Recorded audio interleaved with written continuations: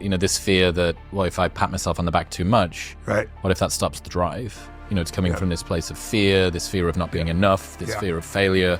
I'm going to continue to disprove it, and I don't want to let up, because that's the only fuel that I know. Yeah. Well, I'm going to be 65 in a few weeks, so I have a little perspective on this. It doesn't mean it's the right perspective, but I think when I began with a fuel, which was like, I'm going to show them, I had 4 fathers growing up. It's a pretty rough background. My mom was a very intense character.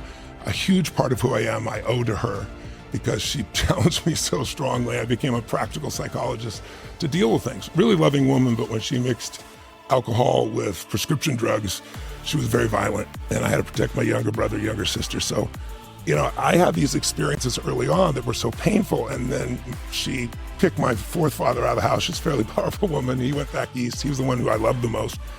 And then she chased me out of the house with a knife on Christmas Eve. And I know she wasn't going to kill me, but I wasn't going back in that place, And I remember coming out of the beginning, it was anger that drove me. I'm just going to show you type of thing. But that fuel doesn't last. And then the next fuel that people tend to use is, I got to succeed. But there's a little fear underneath that's driving them, which is like, what if I don't?